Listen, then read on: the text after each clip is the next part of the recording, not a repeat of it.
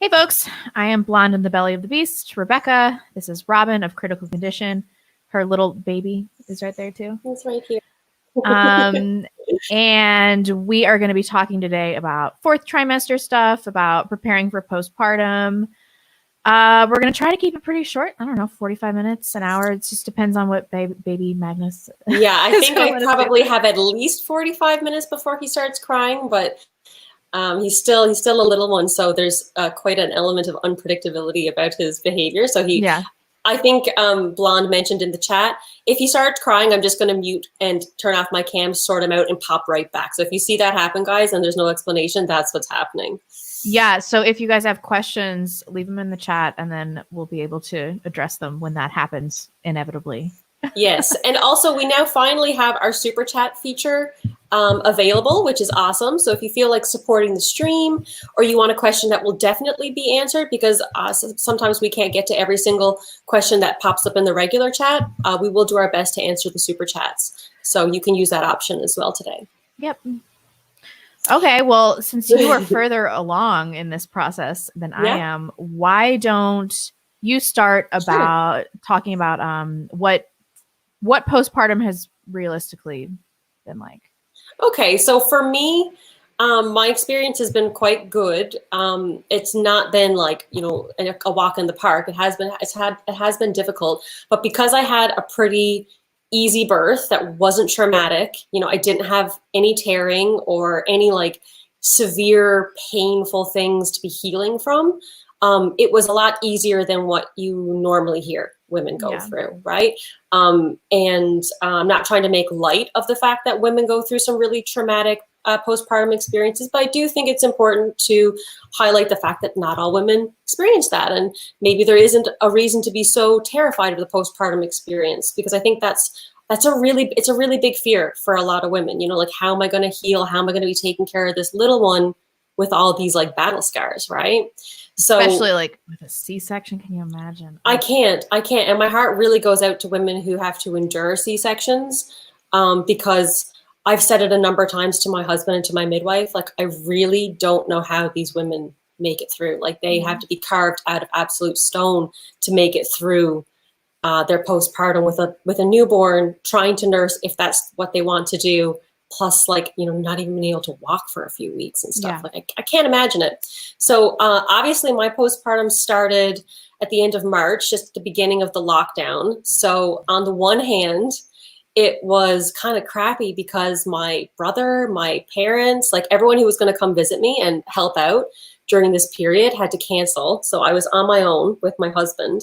But the good thing is that my husband has been basically home with me, working from home this entire time. So there's kind of like a bit of a double-edged sword thing there. The first week was rough, even without, stitches and stuff to be healing from. Like, I couldn't go from my bed to my couch without being literally winded, right? So it was really intense feeling. But in terms of pain, it wasn't so bad? I had no pain. I had no pain whatsoever. I just felt like every time I would sneeze or cough, that my pelvic floor was going to explode. So that was kind of scary. It was really scary, actually.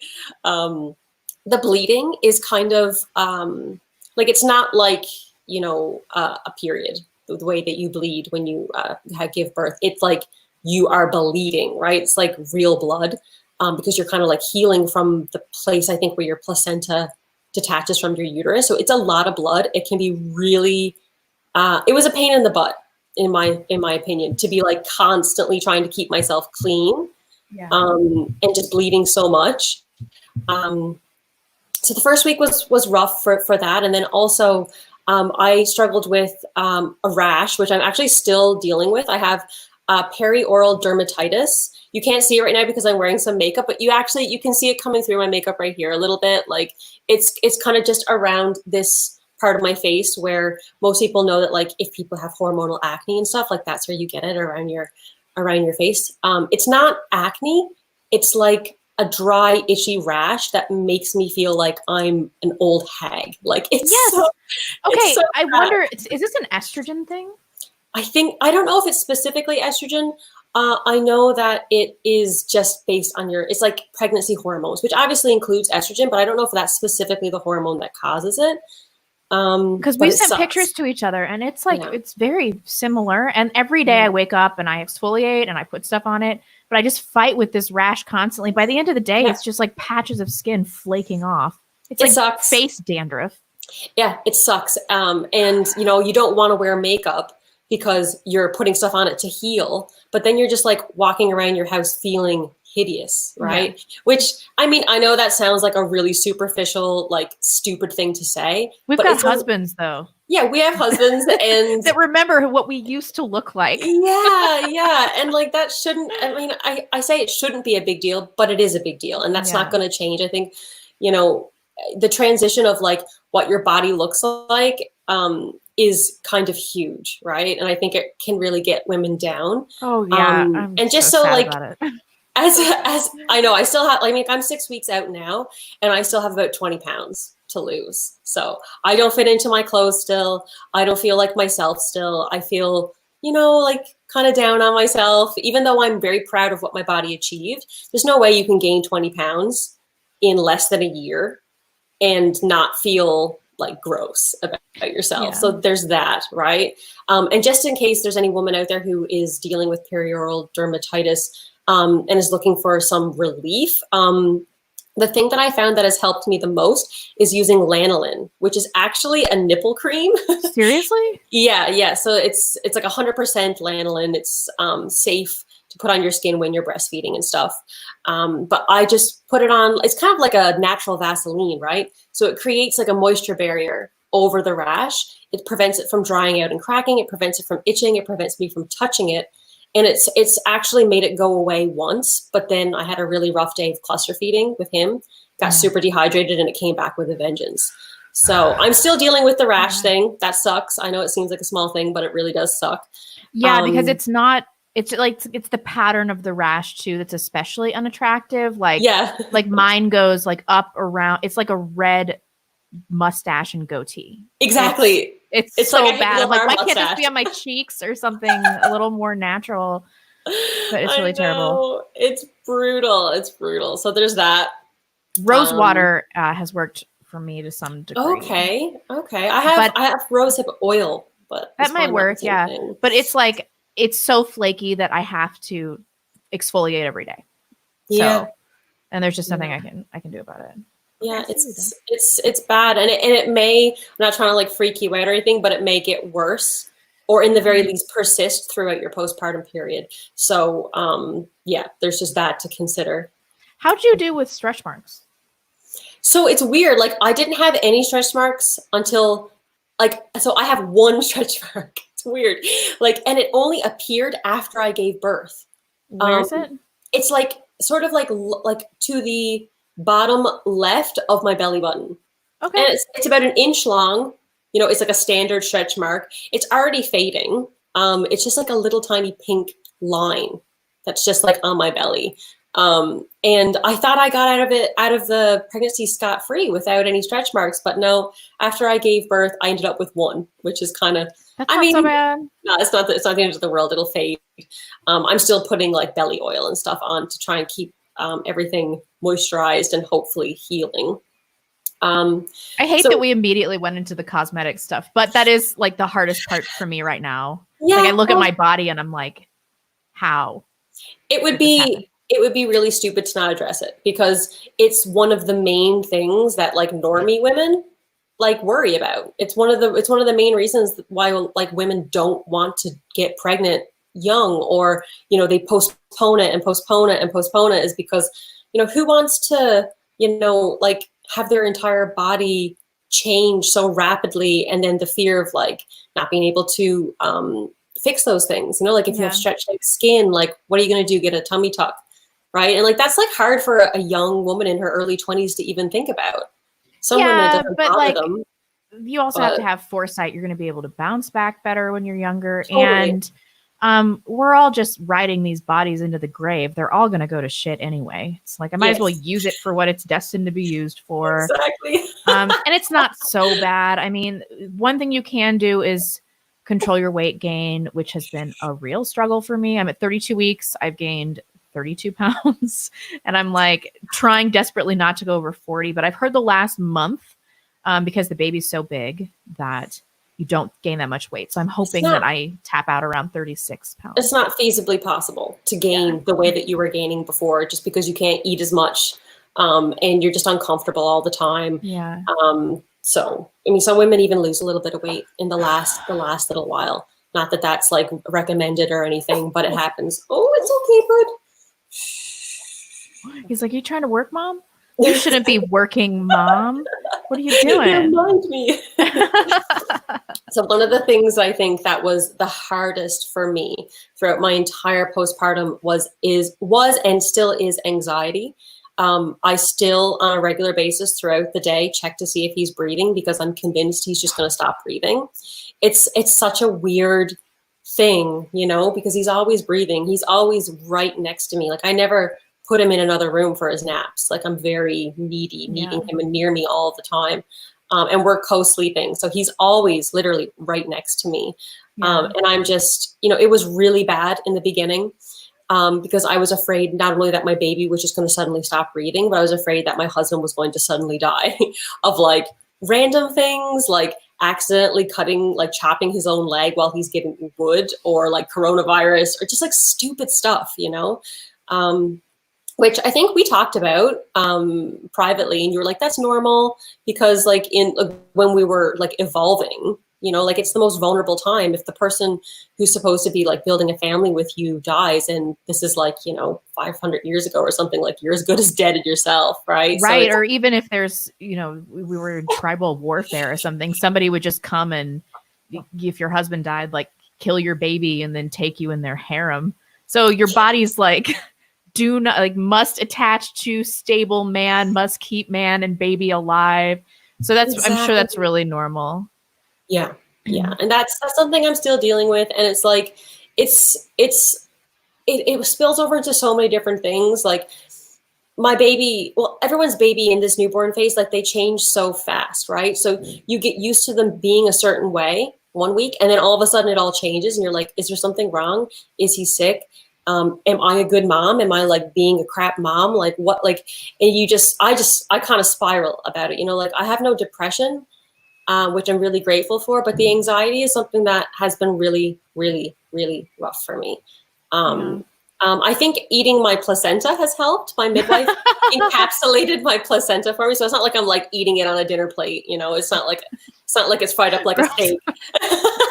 It's encapsulated, so I just take 2 pills a day, and I mean, even if it's just a placebo effect, I think it's been helpful. Whatever works. Who cares? I think another thing that I would want to mention is like sitz baths. Those really, really helped me. My midwife, oh, it's okay. Hey, you okay, bud? You gonna protest? It's okay. You just might be a little bit warm. My midwife was amazing. Like she did a house call every single day for the first week, and then once a week for the next 6 weeks. What? Yeah, I feel like I received the care that every woman really wants and deserves in postpartum. And having her come once a week and like weigh the baby, check out his vitals, like check out his skin, like literally on call 24/7 if I ever had a question or wanted her advice on something. That was huge for me. And she made me like a sitz bath thing with like special Himalayan rock salt and like essential oils and herbs and stuff to like soak my bottom in, basically. And that helped the healing process a lot. Even though I didn't have any like cuts or anything to heal from, I do think that doing that regularly really, really helped make my pelvic floor sort of come back. I just ordered some of them. It looks like I haven't gotten them yet, but it looks like they sit in the toilet. Yeah, it's like a little bowl that you put on your toilet bowl, and then you sit on it, and you soak your bottom, and you do it for like maybe 10 minutes, once or twice a day, depending on how much you need it, and it's amazing. Like it's way better than I think the padsicle idea, where you just like you put those things on a pad and then you put it on in your underwear. Like that sounds so uncomfortable to me. Yeah, although I did order some of those with witch hazel that you wet down and put in your freezer. for Yeah, so right after. the ice ones are meant to be great because they deal with like swelling and inflammation and stuff. But Yeah. just like a wet pad or like a medicinal pad, I don't know. I don't like pads anyway. Upon the recommendation of one of my friends who was on the show, Brave the World, she recommended to me this underwear brand called Knix, which is normally for period. It's like a built-in like absorbent thing in the underwear, and I wore that a lot in my postpartum so that I didn't have to wear pads, and it was a lot more comfortable. So I can imagine if you had like stitches that are healing, that would be ideal because it's really comfortable. You're just like wearing soft underwear as opposed to like a big chunky bunchy pad. Right. Did you get perineal foam? No, I didn't. That sounds kind of scary. What is that? I don't know. I was like researching. So Robyn and she told me all the stuff that I should get. And there was this like hospital kit that I really wanted, and I was reading the reviews about it, and it was like, you don't really need anything, but the perineal foam was awesome. So I guess you just like spray it on, and it's filled with all sorts of oils and stuff like that. Oh, yeah, it creates like a barrier, doesn't it? Like That's I've heard of that. So that's definitely handy if you have, you know, episiotomy or any stitching or like even a little tear, like that will definitely help. But I didn't need that. And if I had needed it, I'm sure my midwife would have like made some sort of like herbal witch doctor concoction that would have been similar for me. Yeah, she sounds awesome. My postpartum, she was really good. Like that is the thing that made my postpartum as easy as it was, because as a first-time mom, you know, if you go the hospital route, you're basically discharged in 2 or 3 days, and it's like, bye, like you're on your own now with a newborn. And like that's when you actually need support the most. That's when you have the most questions, right, that you need answered. And if a midwife stays on with you through that postpartum period, like you have that extra support that you need. That for me was like vital to my sanity, because it felt like every single day I had at least 3 questions for her, and she was always there for me. And I could always look forward to Sunday when she would stop by and weigh him, tell me he's gaining weight, tell me he's getting longer, his head is getting longer, or sorry, longer, wider, like rounder. Really? She would check out his skin and like teach me she taught me how to breastfeed because she's a breastfeeding consultant.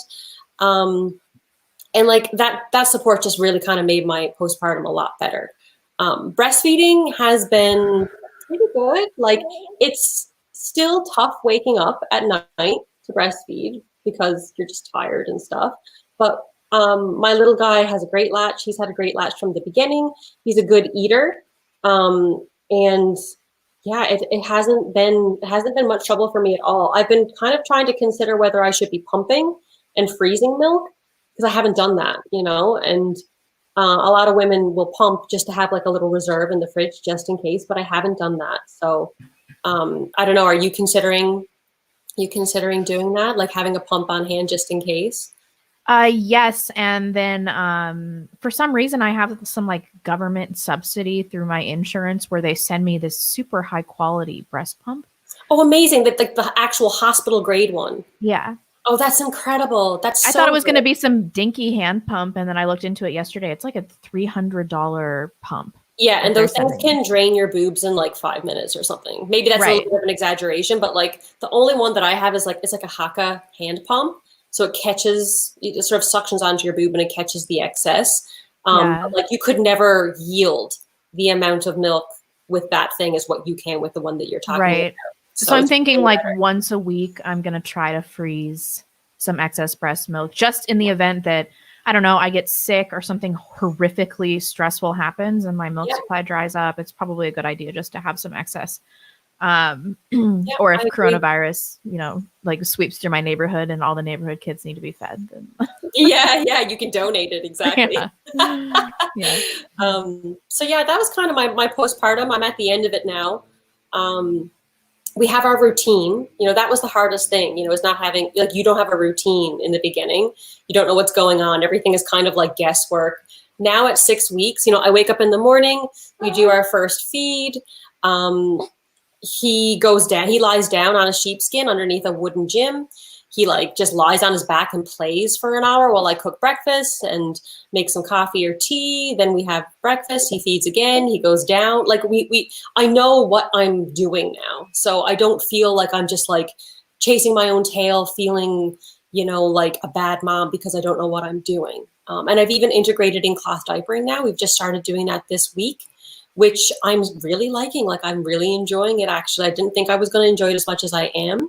But I got a bunch of different types, and we're working that into the new routine.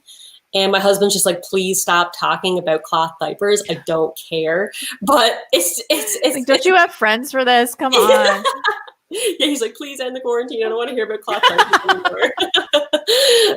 But yeah, no, we found our groove. We're doing really well. And I think it has mostly had to do with the great amount of support that I've received from my midwife. So I would encourage any woman out there who is, you know, looking into midwifery or anything, ask her about what the 4th trimester support is like. Oh no! Hey. Are you awake? Hey. He's like, yeah, it's all over for you, Mom. Yeah, sometimes he just like screams while he's sleeping. No, I think that's I'm awake. So I'm gonna pop off. Okay, I'll answer some questions. Awesome. Okay, I see Brave the World in the chat. Hi, I see Blonde Buttermaker. Good to see you guys. Thanks for asking some questions, because being alone is really uncomfortable and I don't know what to do now. All right. Perhaps Blonde can comment regarding whether following Robyn's journey has helped ease any anxiety she feels about her upcoming childbirth experience. Oh yeah, totally. It makes me feel a lot better. But I've heard other women talk about how the 3rd trimester is so uncomfortable that eventually you're just like, get this effing baby out of me. Like, get this baby out of me. I can't do this anymore. And that's really where I am in my pregnancy. I'm 32 weeks and like, I'm just huge, and she's still transverse, and she's just kicking me in all my organs, and I'm in a lot of pain all the time. And like, I have terrible acid reflux. Is that what it's called? Or GERD. And I'm just like dying to be able to walk and do normal stuff without a lot of pain. I'm just really ready. And so that has kind of helped push me into this. Because in the beginning of the pregnancy, I was like, oh my God, I can't do this. Like, how am I going to push this baby out? How am I going to mother this baby? Like, I don't know what I'm doing. I'm totally freaked out. But watching Robyn be a few months ahead of me and like having everything under control and just come into the role really naturally has been hugely reassuring. And then I've seen my sister give birth before and her transition to motherhood. And then when I have Emmeline, my mom's going to be here for 6 weeks too. Oh, hello. That was so fast. Yeah. I just had to give him something to eat and he's fine. Good baby. So yeah, I like watching Robyn and my sister and everything like that. And then knowing that my mom's going to be here to help is a huge relief. As far as the actual birth is concerned, I have taken Robyn's advice and like, I just listened to positive birth stories and tried not to get too attached to my birth plan. I did far less preparation than she's done because it really freaks me out. So I've read one book, and the book is Emily Oster, Expecting Better. She's a statistician, and she talks about like all different interventions and then the risk. And she does a cost benefit analysis of like every aspect of pregnancy and trying to conceive and everything like that. And I feel like it's super reliable and data driven. And so if I have a question, like I just refer back to that one book. And I know it seems like I've taken a lot of stock in like a single source, but I really trust her research. She's an economist and a statistician. Like I really trust what she's done in this book. So every time I open like what to expect when you're expecting, or this book about being a good birth partner that's for my husband, like I get so stressed out. I'm like, I can't. Sometimes too much information isn't really a good thing. Like my midwife actually told me to like chill a little bit, because she was like, you know, a lot of this is going to be intuitive to you when the time comes, and overloading yourself with information is just going to make you more anxious. So I think you're right to think that way about it. I mean, I am kind of going into this blind, but I also don't want to be so scared that I have adverse effects from that, because I've heard that like fear in labor is highly detrimental. And I'm starting to feel like I could do it without an epidural. You definitely could. Yeah, but like for my own mental health, I want to know that it's an option still. Of course. So that I don't have to think about it, you know. Give yourself the benefit of the doubt though, and you might surprise yourself. Like when I was in labor, like it friggin' sucked. Like I'm not gonna lie, but I never once actually thought about having an epidural, and maybe that was because it wasn't an option, but also That's like true. You know, I think if you just really get in the zone and you're able to get into the zone, which you are able to in, you know, the right hospital setting, I think you've got a pretty good hospital that you're going to.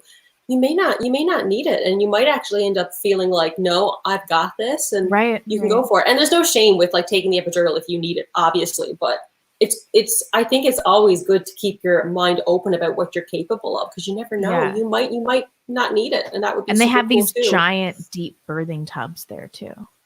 That'd be so cool. I like had my belly somewhat out of the water in my one. My one was kind of small. It wasn't the best birth tub, but it did the job. Did the job, yeah. Yeah. So I don't know. I mean, knowing that the epidural's on the table is really helping me like not get too freaked out about the whole process. But also this experience where I just have constantly have terrible Braxton Hicks contractions. I know that that's a fraction of as bad as labor contractions are, but it's helping me prepare mentally. Yeah.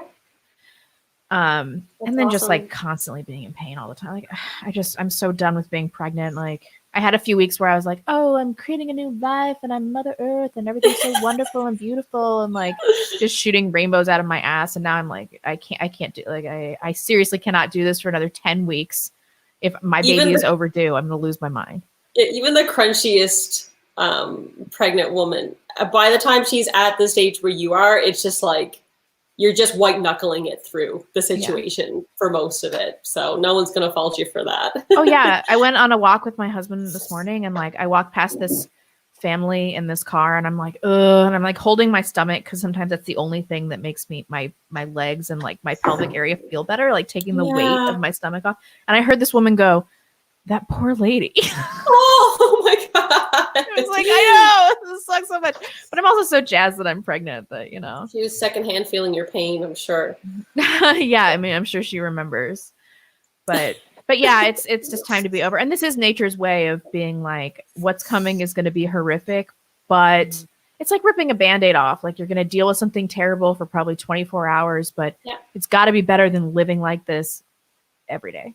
Oh yeah, it's one of the best things about postpartum is like, yeah, okay, you're heavier than you were when you started your pregnancy journey, but like you can breathe. You can eat more than an apple without feeling like you want to puke, you know? Like that's really lovely. That's a lovely thing about postpartum, is kind of feeling like, in a small way, you've gotten your body back a little bit. Yeah, and then taking some of the pressure off of like the food paranoia that I have would be really nice. Like if a piece of unpasteurized cheese gets in there, or like pink meat, I don't have to be like freaking out about it. You know, you can get like a huge like $50 sushi takeaway and just like mow it down. Oh, I'm gonna eat all the stuff. It's gonna be awesome. I can't wait. Where do we leave off? So I think I was just saying that if you're going the midwifery route, check to see what your midwife offers in terms of the 4th trimester, meaning your 6 to 12 weeks after pregnancy. See what the support is that she offers. And if she offers no support, maybe, you know, look into ways that you can find maybe like a postpartum doula or something like that. You know, if you think it's something that you're going to need and you're not going to have family around, like I didn't, having that extra set of hands around is essential. And was essential to me making it through this with my sanity. Yeah. But yeah, I want to hear like what you are thinking about and what you're doing to prepare for your postpartum, if you didn't already just answer that question. No, I didn't. I mean, the thing that makes me feel the best, the thing that makes me feel the best right now is like having everything organized for the baby. So like I did what you did. I got those cloth organization things. I got like little labels and like her clothes are all ready and everything like that. And like we have our car seat and I want to be totally ready by 36 weeks. That's my goal. That's really smart. It's such a good feeling, isn't it? Like getting all these little baby things and organizing it. That's like probably one of the only nice things about the third trimester. Yeah. And that's making me feel like, okay, like I've got this stuff at least, which I know is just a tiny fraction. So I guess in that way I'm preparing for postpartum. But honestly, as far as like I'm just doing a fraction of the things that you've done. Like I haven't done any perineal stretching. My midwife told me to wait on spinning babies until 35 weeks. And so I'm not doing anything like that. All I have right now is like an exercise ball that I sit on for probably an hour a day. And then I'm doing some pelvic stretches and some pelvic floor exercises. And that's it. But that's fine. I mean, would you be open to doing the red raspberry leaf tea thing? Yeah, they told me to start that at 36 weeks. Perfect. But my midwife is like, it probably doesn't work, but you know. Oh, that's a silly midwife. She should at least give you the placebo, like the potential for a placebo effect, right? Yeah, like, really. Yeah. There is a lot of evidence that supports the fact that it tones your uterus, meaning it gives your uterus all the essential nutrients it needs to do that fetal ejection response pushing for you, so you don't end up pushing for 3 hours. It doesn't mean you're going to like not go past your due date, right? It doesn't mean you're not going to have a long labor. I can't go, Robyn. I can't go past my due date. Like I can't. Start drinking that red raspberry leaf tea. Some women start drinking it as soon as they get pregnant. Like there's no reason why you can't start now if you want to. It's not going to hurt you. That's true. And dates. Start eating some dates. Wrap them in bacon and roast them in the oven. That sounds delicious. It's really delicious. And that's supposed to, actually, I don't know what it is about dates that's supposed to help you with labor, but there are some studies that showed women who were eating between 3 and 6 dates a day before. That is a lot of dates. It's a lot of friggin' dates. I know. It's like 300 or 400 calories of dates a day. And they're so sickly sweet. I had to really be creative to try and get them down. But can you apparently, put them in a smoothie? Does that count? You can do whatever you want with them as long as you get them in. And it's supposedly the women who eat more dates have easier labors. They have shorter labors and they come out with less complications. Now, maybe it's like a correlation isn't causation type situation. It's probably like the type of woman that would be researching natural ways to go into labor is just healthier and not as obese as the average American or something. Oh, like that. Jess Horst in the chat says it's the potassium that does it. So, oh, really? I mean, yeah, but you could just drink coconut water like you're doing, which has like tons of potassium. You don't need to be eating dates if it's all about potassium. You could just eat something that you like with potassium. Yeah. Coconut water's been huge during this until I found out my favorite brand, which is Harmless. It's so expensive. Like every time I buy it, I'm like, this is the bougiest bullshit ever. Like I can't believe I'm spending $5 on this. However, it's not pasteurized. Doing that too. Were you? Yeah, I was spending like $5 to $6 a liter of organic coconut water. It's so good. I'm so I need this. This is my one treat. Yeah. Oh, the other thing that I'm doing is I walk a mile every day, or at least I average a mile every day. So like days that I can't walk that much because I'm in too much pain, like the next day I'll walk 2 or something like that. And that's helped me become, not so much of the raging fat ass that I really want to be right now. That's hilarious. No, that's really good. I became a total slob couch potato in my 3rd trimester. I was just it's so hard to do anything. Yeah, it was like still really cold where I am in Canada, and I also had a lot of like pain in my pelvis, and I was just like, I'm not going outside. Can we talk about this pelvic pain? It freaking sucks, man. But it goes away as soon as you give birth. So there's that. Well, it's really weird. Like I was trying to describe it to my husband and he was like, don't you have female friends for this? But it's like somebody has kicked me right in the labia. Yeah. Yeah. It's like, have you ever had a blood blister or something like that? Yeah, I have. Yeah. Yeah. My labia feels like that. It's like I don't know really why this is happening, but I assume that like some part of her body is like jammed in my birth canal or something like that. Yeah, that's normal. I mean, think about how much weight and pressure is being put on your pelvis. Like your hips are widening right now. Like it's just like there's a lot of like things happening to your skeleton. For me, it wasn't so much the actual flesh that hurt. It felt like someone kicked me in the pubic bone. like Oh, actual, like, you know, where they take your fundal height from, like with like steel toe boots, like every step, it was like I had this bruise on my oh pubic bone, man. and oh, it was bad. And so I was just like, I'm not moving.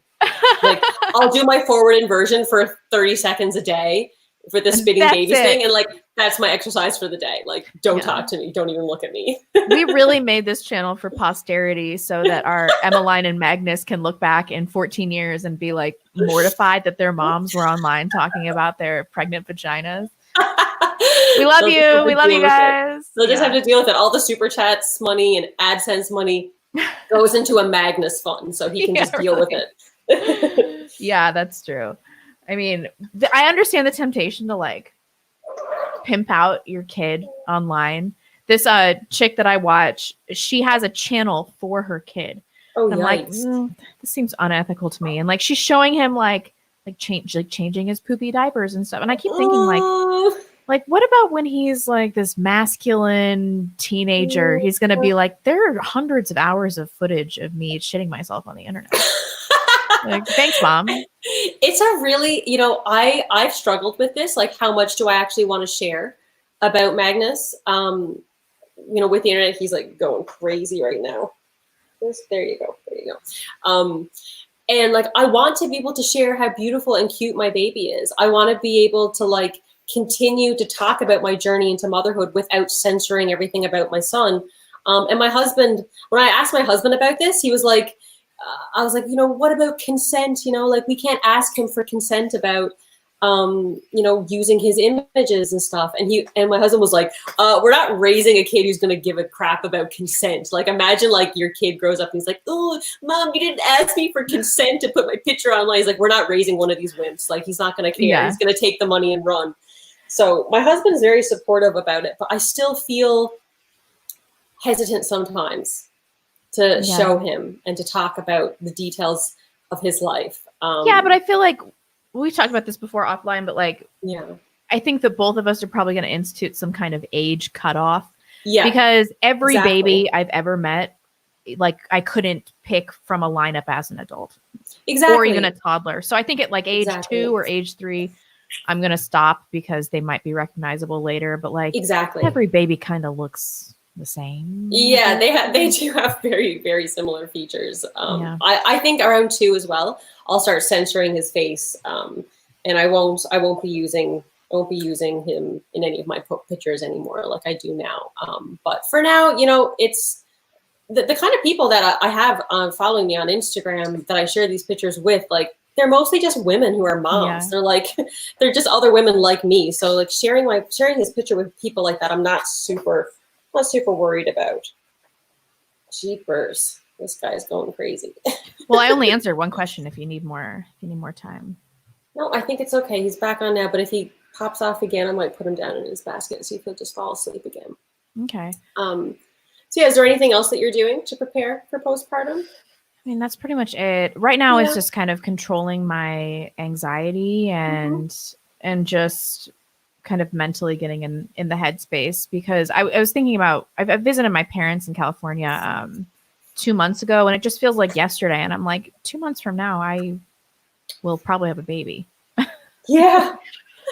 Like, I really need to think about that, because I'm always like, oh, I only have 8 weeks, or I have 8 weeks left. Like, that's a long time. Like, no, that time is just going to slip through my fingers. Like, I need to be ready. I need to be mentally prepared. That's really what this is about. Listen to the positive birth stories is huge. Keep doing that. That's a really good thing to do. Yeah. Yeah, definitely. And then just my birth plan, like I did a birth plan, and we're working on a living will, which is really grim. Really grim. Like, my hospital asked me about that, and I was like, oh, I guess I do have to do that, don't I? So it's kind of some logistical stuff, and then getting the baby room ready, which is not a nursery, because we're going to be co-sleeping. And I don't know, I'm also just trying to spend a lot of quality time with my husband right now, because we're co-sleeping and he's a deep sleeper.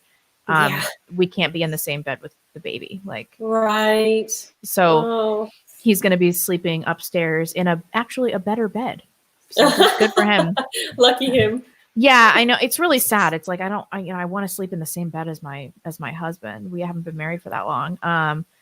But and he's sad about it too, but I'm like, listen, when the baby is crying and you can't do anything about it, and I wake up every 2 hours in the middle of the night, if I'm lucky, you'll be super jazzed and you'll feel like I have given you a wonderful present. So don't be too sad about it. But I do kind of feel like I'm kicking him out of the marital bed. Yeah. Which sort of feels like a bullshit thing to do.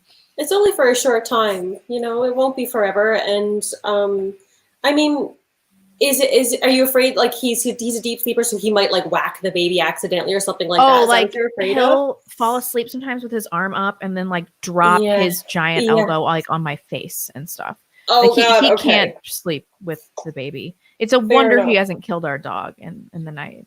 So the only thing that I would say that you could do, which we did in the beginning, because my husband's kind of like that too, and I was worried, we pushed our mattress up against the wall. Yeah. And then had him sort of in a padded area between myself and the wall. And I slept in between. But I'm sure that if there was another place for my husband to go so that he didn't have to be waking up every few hours, he would have done that. Yeah, definitely.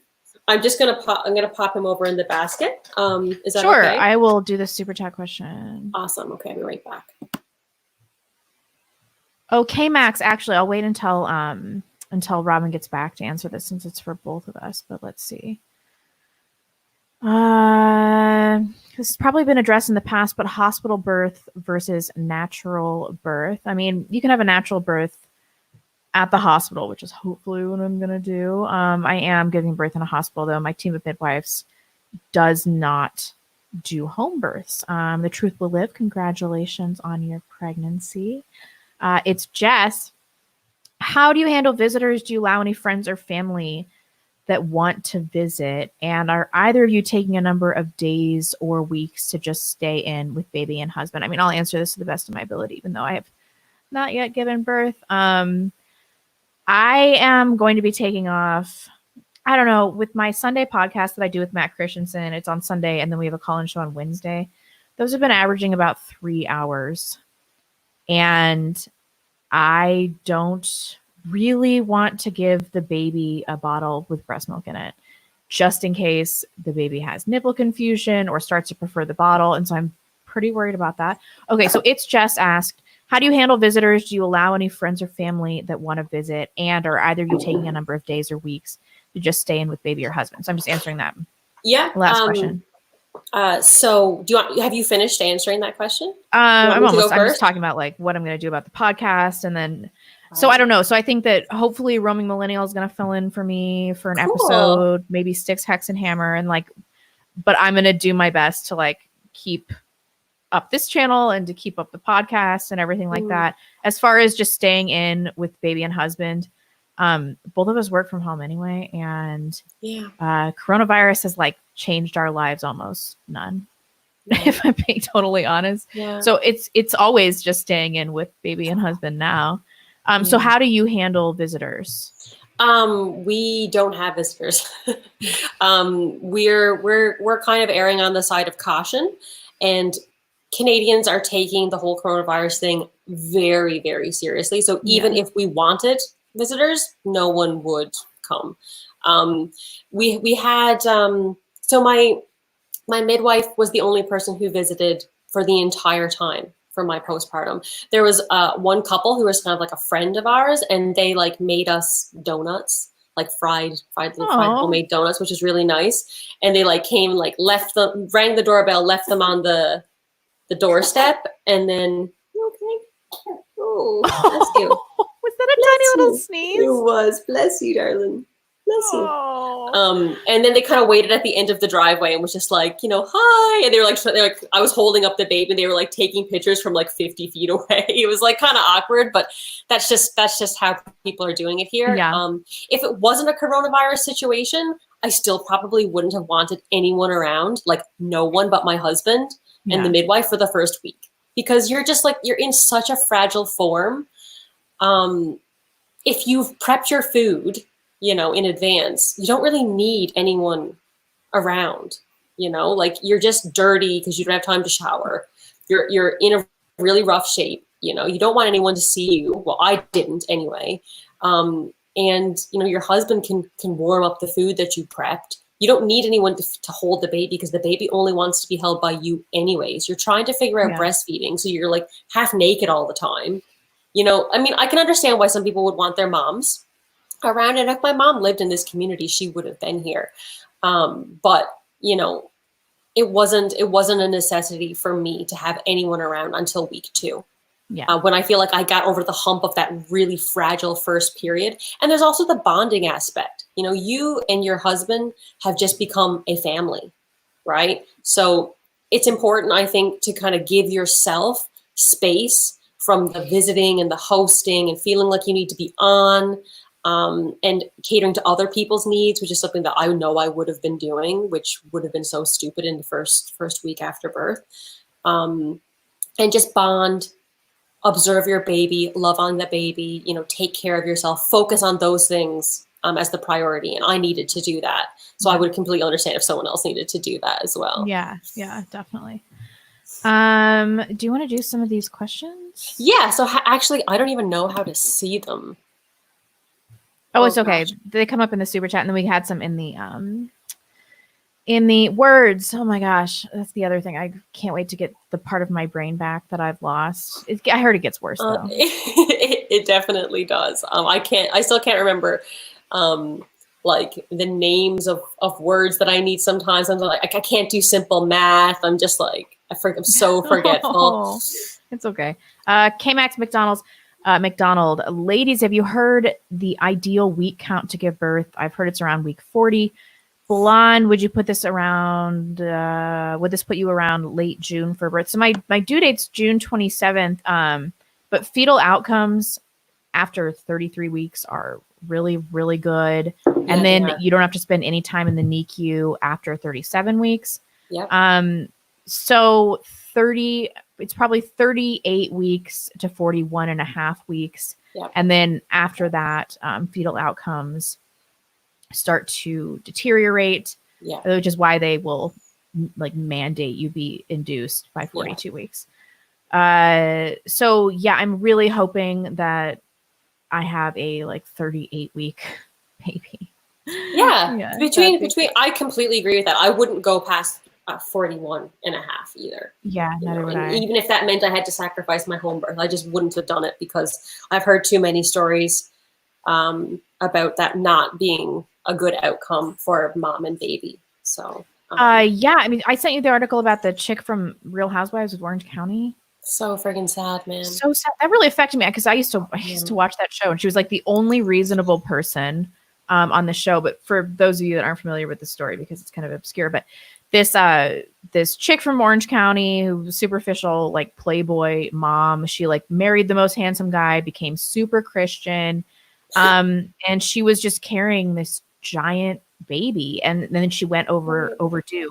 So she was 42 weeks, and I'm pretty sure she was like really attached to the idea of not having a C-section, but doctors didn't push for a C-section. And then her baby's shoulder got lodged in the pelvis. The baby was 11 and a half pounds, and he ended up dying in childbirth, which is like terribly rare, just super duper rare. This is a really uncommon situation in the developing world. But like, I think about that all the time because I'm so attached to not having a C-section no matter what. But I have to just think like in some situations, like I can't be so forceful that I'm going to be like, no induction, no C-section under any circumstance. Like if it's the best thing for the baby, I'm just going to have to deal with it. And like not even just an 11 pound baby, never mind all the other complications that were associated with that. Like my baby was 7 pounds 6. Yeah. Like, I cannot imagine what that would have been like if he had been like 5 pounds heavier. Like, that would have been not a good time. Oh, I mean, I assume they didn't know how big the baby was. Yeah, because you can't really tell with ultrasounds. They try and measure and they try and gauge it, but it's often incorrect. Because I can't imagine that they would have been like, listen, your baby's life is in danger. And she'd be like, no, I still want to have a vaginal birth. Like everybody would be like, all right, I will have a C-section. Yes, of course. That's what I need. But it really made me think like, all right, I can't get too attached to my birth plan because sometimes things happen. The Truth Will Live asked if you had a home birth. Yes, we actually talked about this last week. She has a birth story on this channel. The audio is a little desynced, so just listen to it. Right? Yeah, that's the easiest thing to do. What else do we have? I don't even know how where are you even seeing these? I can't even see them. I popped out. You pop out the live chat. Oh, okay. Okay, gotcha.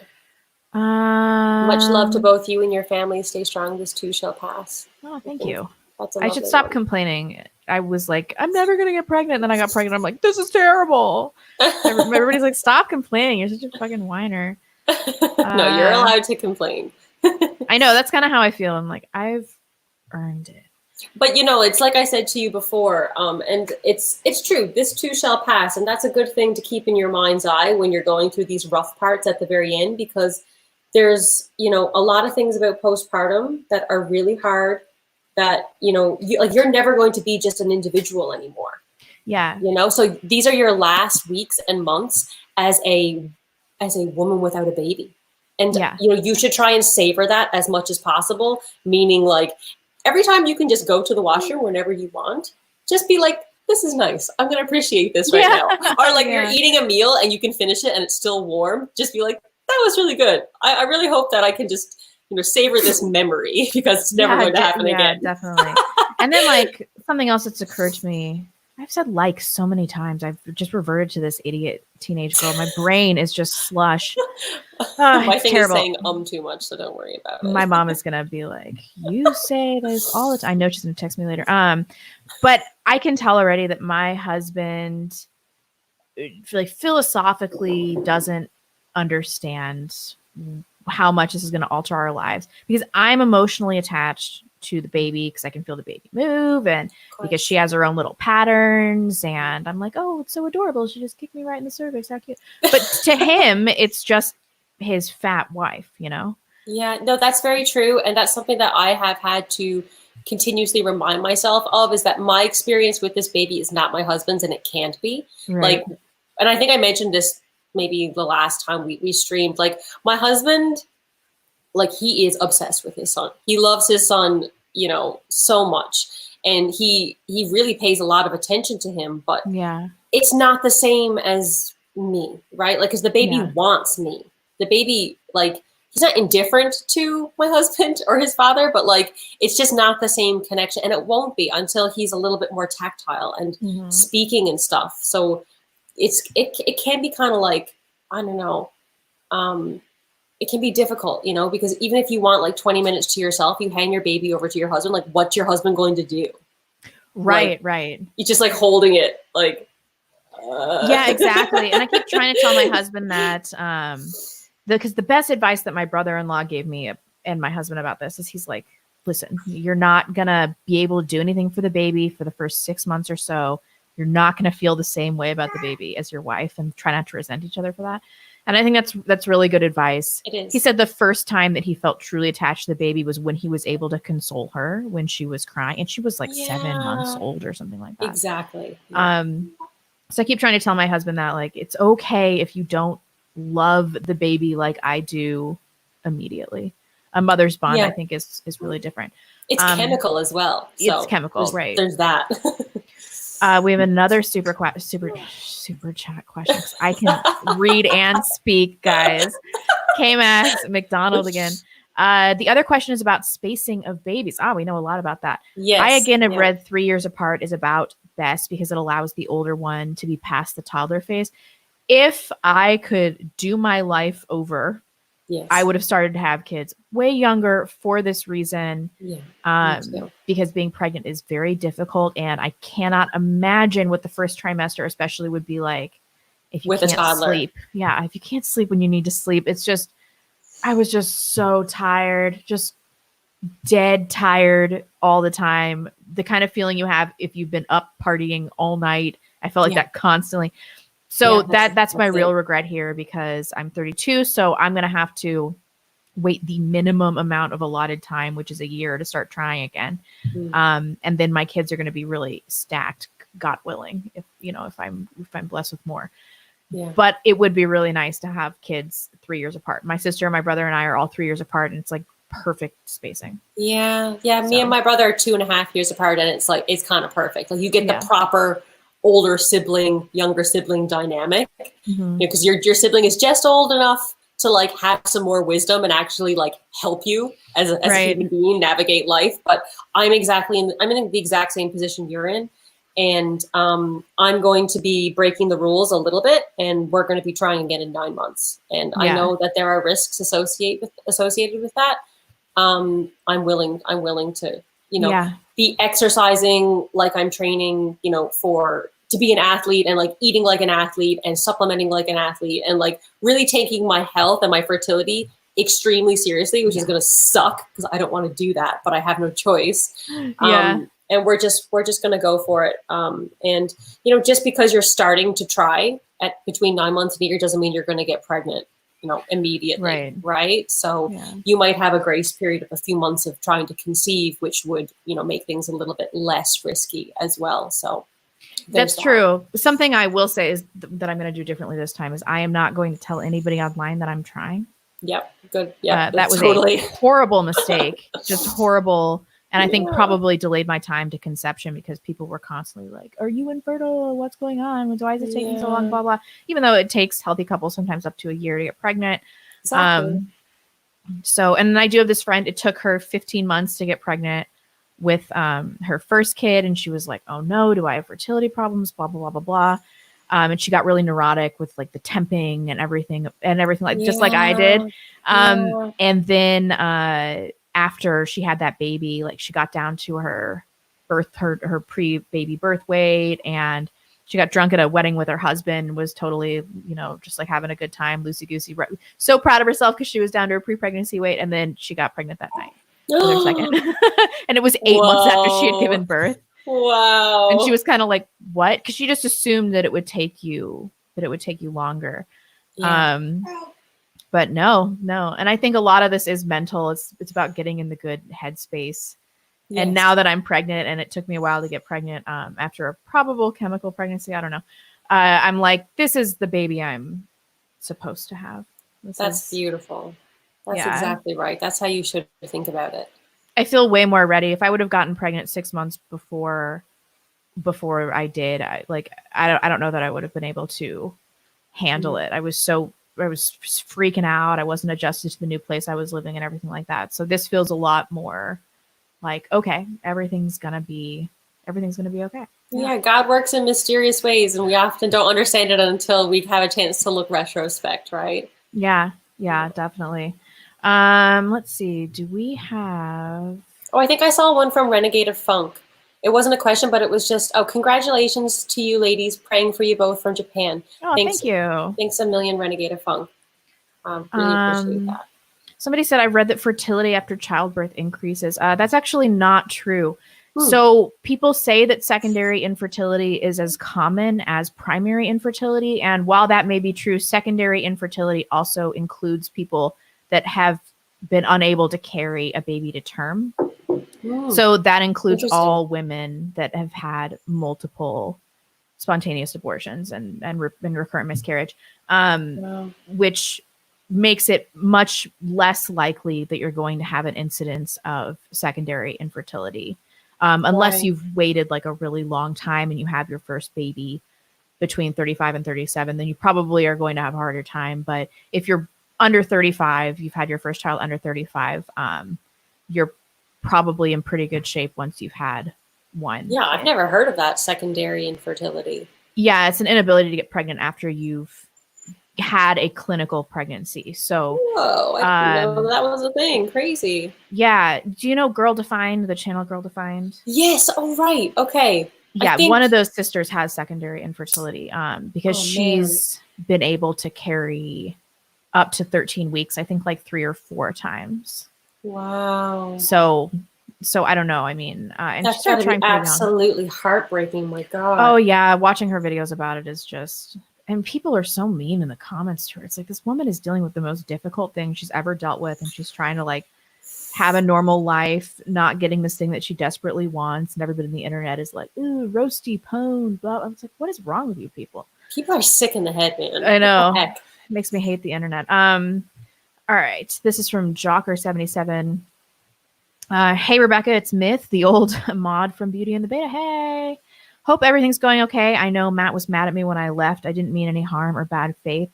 Hope he sees that now. Hope he sees that now anyway. Wish you guys the best. I actually don't know what you're talking about. I'm sorry. The old mod from Beauty and the Beta. Yeah, it must not have been too notable because I don't think I heard anything about it. Myth. Matt's pretty reasonable. I'm sure he's not holding any grudges. Yeah. Yeah. So you guys don't have to super chat. You can send us questions in the live chat if you want, but we're going to stay on for like a few more minutes if you guys have anything else you want to say. Yeah, exactly. So I see Margie in our chat. She's a fan of Beauty and the Beta, and she's had 8 kids. Whoa, awesome. Yeah, and so as I've been having questions about my pregnancy, like she's been so super helpful. I had a really hard time on Wednesday's show because the baby is still transverse and everything like that. And I'm like, is this normal? Is it okay? Do I need to be doing spinning babies? And she's super helpful. And she like gave me her phone number. She's like, you can contact me anytime. So it's really beautiful the way that the older moms, support the younger moms. Yeah, definitely. It's really, really, it's just really lovely. I know there's a lady in the chat who I follow on Instagram as well, Miss Jess Horst, and she has 9 kids, I believe. Whoa. She said in the chat just now, I had my last baby at 41. Like, yeah, that's insane. That's so, like, these women are heroes to me. Yeah, definitely. I mean, I would be so jazzed if I can have multiple children, but like I'm just so grateful to be having one child right now that I'm like, God, if this is the only child that I can have, like, thank you. Yes. Thank you so much. I wonder what it's like. Maybe we should try and have one of these women on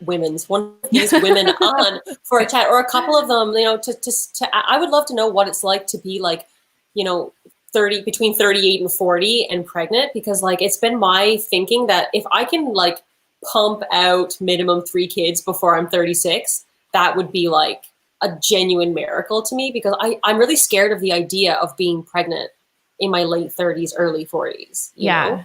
But maybe that's an unfounded fear. I don't know.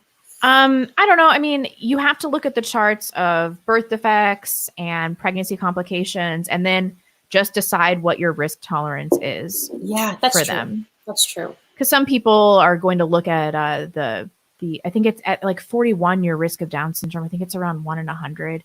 Some people are going to look and be like, oh, 99% chance of no Down syndrome. Like, I'm fine with that. But I would be like 1%. Like that is a huge, I can't, I can't. It's really scary. So I think I'm going to stop no matter what around 38. Yeah. Yeah. Pretty much no matter what happens. Yeah. But I don't know. I know a lot of Catholic families that have, my great grandma had a baby when she was 43. That was totally healthy. Right. I know that Mrs. Pettibone had her last child at 43. Right. Mm-hmm. Yeah. Well, that's what happens when you can't use contraception.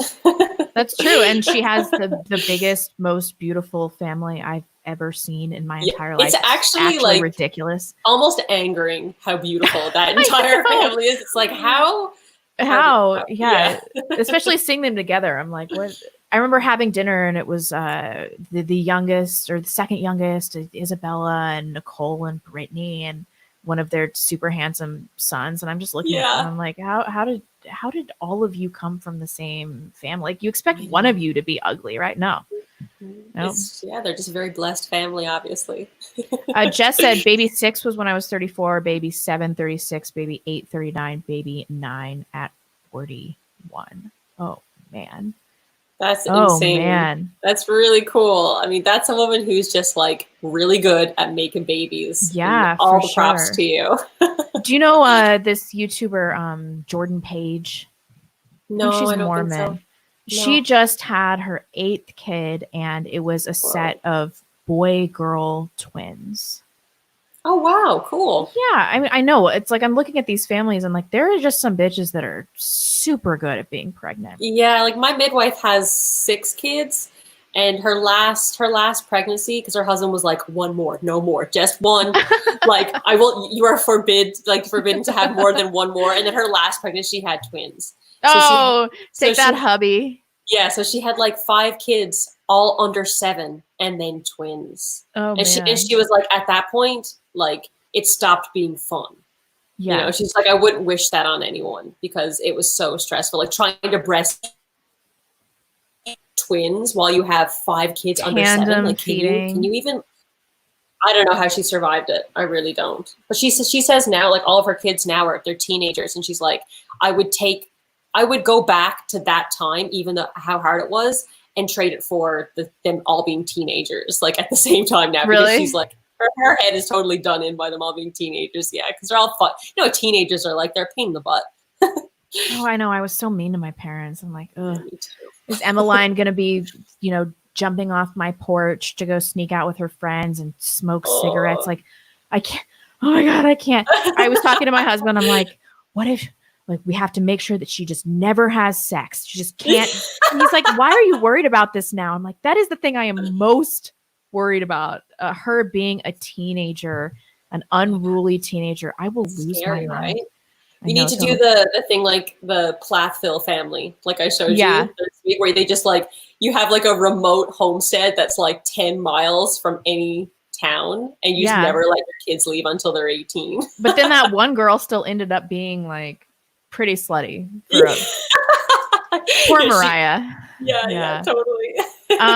But I did watch. Oh, I forgot I was going to bring this up to you. This has just turned into our normal Skype conversation. But I did watch an interview with the mom from the Plath family. And for you guys that don't know what we're talking about, there's this like new Duggar family, but they're less weird, and everybody is toe-headed into their 20s.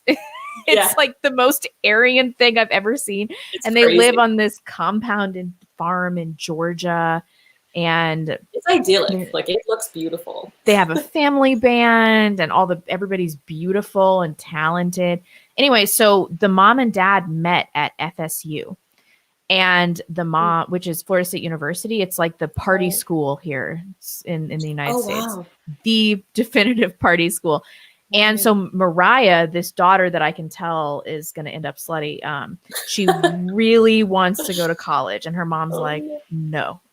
And everybody's ripping her in the comments for this. But then the mom did this interview, and she's like, listen, when I went to college, like, I was a pretty good kid. And then I started doing drugs and getting wasted all the time. And I woke up a few times driving my car onto somebody's lawn, woke up passed out in my car. Like, whoa. Yeah. And she's like, I do not want this for my kids. College was not worth it. There is a drinking culture in college that is really terrible. And it made me kind of be like, and then that girl that wants to go to college, she doesn't really have a plan. She's just she transparently says, I just want to go to party. Like, I'm pretty sure I saw a clip of Mariah saying that to her brother. Yeah. Like, I just want to go to college to party. She's never drank. She's never done anything. When somebody like that has, you know, never seen a boy's penis, never drank, like, she's going to be taken advantage of. She's going to be taken advantage of, and she's going to hit the ground running. Like, she's gonna bang her way through her freshman year, and then she's gonna be like what? And then she's gonna come out of it with a communications major. It's like, what's your plan here? And so now I'm really sympathetic to the parents, who initially I didn't really like, but now I'm like, you guys just want to protect your daughter, that her shorts are too short. And I appreciate the fact that the mother is like saying, you know, she's not just saying you're not going to college because, you know, that's where the devil is. You know, it's not like she actually had a bad experience, which is very relatable, right? Like, it's not like anybody else who went to college wouldn't also know that there is a pretty dysfunctional drinking culture on all campuses across North America. And it's not about studying. It's not about, you know, preparing for your life for a vast majority of people. It really is just about socializing and partying. So, and it's a very expensive year at that, you know, which you don't really, I mean, when I think back to myself at 18 in my first year of university, and I think about how I thought about my tuition, you know, it makes me cringe so much because I didn't understand what a loan was. I'm sure it had been explained to me, but I was just like, money just comes to me. Like, it's just, you know, life is just so easy, you know, because I spoiled rotten, right? Middle class, spoiled rotten. And now I just have this big loan where I can just go do whatever I want all of the time. And I was choosing my major because it was the most fun, you know, like, I enjoy this class the most. So I'm just going to spend like $10,000 to just like eat pizza and watch movies. Oh yeah, totally. It's crazy. And we would drink all the time. And like, I was always getting so wasted. It's just, No, no, no, no. No, Like, I don't want that for my kids either. I don't want that like, for my kids either. Yeah. So, you know, unless my kids have a real aptitude for something specific, I'm going to yeah, be like, go to trade school. And then with my exactly. daughter, I hope that she just is ready to get married at a young age. And I don't want to push her into marriage when she's 18 to 22 and then she ends up, you know, being a single mom or something like that. I don't want to do that. But like I want her when she's like 22 to 25 to be ready. Yeah. So that's really the goal here. That book that Roosh wrote, Lady, if I ever have a daughter, I'm going to give her that book when she's like 16. Yeah. I really am, because I think it actually, because it's from the perspective of a man who's writing it, it's like, you know, men are kind of a mystery when you're that young, and you don't really know what they want from you. Really, you don't know how to like get a guy to like commit to you, right? Yeah. And that book is kind of like a handbook for like how to respect yourself and snag a guy who's going to respect you in return. Yeah, totally. I think that would have been really helpful had I received a book like that at a young age. You know, I probably wouldn't have ended up not be getting married until I'm 30, right? Yeah. And wasting 7 years with a guy who did believe in the institution of marriage. Oh, geez. No, so cringe. Same thing.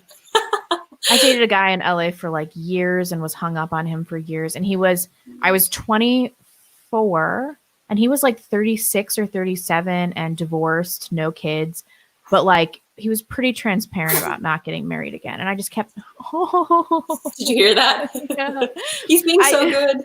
He's being a good little face, he's looking at you. Yeah, he's just chilling. I just kept thinking like, I'm going to be the woman that changes this guy, you know? Yeah, that's what I thought too. Yeah. Like, I'm such a good woman that he'll look at me and be like, I'm so lucky to be dating this like early mid-20s chick, and like I'm such like I have such high value. No, it's somebody that tells you that they're not going to marry you is not going to marry you, and you need to listen to them. Exactly. I think we've got one more thing that I wanted to say, and then we'll wrap up. But Rambova N said, can you please pray for me? I'm 35 and I've been trying to get pregnant for a couple of years and no luck. I wanted to have my first child. She said before I turned 20, but I guess she meant 40. I will pray for you. You know, there are things that you can do. If you've been trying for a few years, then you need to have your progesterone tested to confirm that you're ovulating. I would start temping if you haven't doing that. She said she read Taking Charge of Your Fertility. That's a really good book. Yeah. That's an excellent book. I read it too, and it's really helpful. So if you haven't learned whether or not you're ovulating, temping is the best thing you can do. You can do ovulation test kits, but that's only going to help if you... Oh, wait, I'm 35 and have been trying to get pregnant for a couple of years. Oh, I had wanted to have my first child before I turned 20. Oh, I'm sorry. I misread that. The ovulation test kits are only going to help you before you ovulate. They're not going to help you confirm whether or not you've ovulated. So I would start temping immediately. The Femometer on Amazon is great. It has an app that hooks up to your phone. And then after that, the next step is for your husband to get a sperm analysis. Yeah. And then after that, they're going to test your prolactin, your AMH, which will give you a good idea of what your egg reserve is. They'll test your FSH, which is also an egg reserve test. And they'll test your thyroid to make sure nothing is going on there. And if you get the all clear, then they'll do an HSG procedure to make sure that you don't have any fallopian tube blockages. If you don't have any of these issues, then you can move to Clomid, which helps you ovulate. And then after that, they can do something called IUI, where it's like artificial insemination. It's pretty inexpensive and non-invasive. So people always think that you have to move to IVF if you've been trying for a long time, but you really don't. There are a lot of steps before IVF. And she said she tried to get a thermometer and they're all sold out from the paranoid hoarders. Rebecca, have you heard of this bracelet thing that you can get? I can't remember what it's called, but there's there's maybe someone in the chat knows what it's called, and you can put it in the chat for this lady. There's a bracelet that I heard of, and I'm kicking myself, I can't remember the name of it right now, but if you maybe Google like fertility bracelet, it'll come up. And it basically like it takes your temperature for you. It's the Ava bracelet, I think. That's it. So maybe that would be handy either, you know, because it kind of takes the pressure off having to do all the numbers and stuff yourself. And I think it kind of just makes it really simple where it's just like, you should try now, you know. And I've heard some women have really good results with that bracelet thing. Yeah. Because it kind of makes it less stressful, you know. Temping is a big pain in the ass because if you pee in the middle of the night and it's been less than 4 hours, it'll mess up your temperature. Yeah. So you have to you have to do it like the second you wake up, and you have to wake up within 30 minutes at the same time every day, which is also really annoying. Yeah, that's stressful. Robyn made a really good video about conception that was very helpful. And coincidentally, I got pregnant like 2 months after you made that video. So it just helped me kind of relax. I know, maybe Robyn got me pregnant. Yeah, that's on my original channel, my old channel. Her old channel, yeah. The other thing is I've read a lot of studies that say that it's fine to have sex every other day when you're trying to conceive, but you will boost your absolute probability of pregnancy 4%, which sounds like it's not very much, but it really is in terms of this. If you do it every day or multiple times a day, which I know nobody wants to do, just have like tons of sex. So on the day that you ovulate, that I don't care what anybody says, that is the last day that you can get pregnant, and it's probably too late. So in some of these studies, they'll show that you've achieved pregnancies the day after ovulation. That's impossible. There's no way. You really want to conceive the day before you ovulate. That's the best day with the lowest probability of miscarriage. Yeah. So from 3 days before the day you ovulate and including the day you ovulate, have sex every day on those 4 days. Have sex in the morning, and then elevate your legs for 20 minutes after sex. This is a lot of information. I hope this is helpful. But no, I'm sure it's very helpful. You actually know a lot more about this than I do. Like my advice for this kind of stuff is always, it's kind of like, well, if anyone watched my trying to conceive video, it's kind of like, don't stress too much about it, because I think the stress really is something that can really hinder you. And I've heard, like, because I've listened to like hundreds of birth stories at this point. I can't tell you how many times I've heard women say, I was trying for ages and ages and ages. And then when we like filed for adoption, we got pregnant that month. Yeah. You know, it's like when you stop trying, it's weird how God works. You know, when you stop trying to control things, sometimes, you know, it can really work for you. But I'm also hesitant to say that because, you know, fertility medicine does work, and sometimes it is necessary, right? So like there's a balance there. I think you really need to strike, and it's different for different women. You know, some women will just need that. Yeah. They will need Clomid, you know, to ovulate, and it doesn't matter how much you relax. That's not going to change it. But for like highly neurotic women like me, stress was probably the problem. Oh no! Because poor little guy. He's probably at the end of his patience now with me. So we'll sign off. But yeah, with me, stress was probably the problem. As soon as I had the fertility testing done, which I made them do several months before I reached a year of not conceiving, as soon as I found out that everything was normal and I had a really strong egg reserve, I got pregnant the next month. Yeah. Because I just wasn't worried about the testing anymore. And like that was hanging over my head. I'm like, oh my God, do I have a fertility issue? Blah, blah, blah, blah. And then as soon as I found out everything was fine, I was like, oh, and I got pregnant. There you go. Well, thank you so much for your super chats, you guys. Thank you, Margie and Jess and Blonde Buttermaker and Brave the World and everybody that's hung out with us today and listened to our vaginal stories. And I see some dudes in here. Thanks for showing up. You guys are weird, but we appreciate it. we appreciate it. Yeah. And we're going to try to get to some semblance of normalcy in filming, but it's just like impossible at this point because we have to do things impromptu. Yeah. And then pretty soon it's going to be double trouble when I'm trying to breastfeed Emmeline and you're trying to breastfeed Magnus. And it's going to be mental. It's going to be crazy. So this was actually our first live one, I think, wasn't it? It is. And he has been such a rock star. I'm so proud of him for just chilling out in this basket for like the last half hour. And he's just been like looking at me like, hi. Hey, it's been really good. So we'll figure it out though. You know, it'll be our own way of trying to manage. Yeah. Yeah, we'll do it. So yeah, we're going to post this right now. And thank you so much for joining us. And we will see you guys in between 1 and 3 weeks. Yes. Okay. Bye guys. Bye.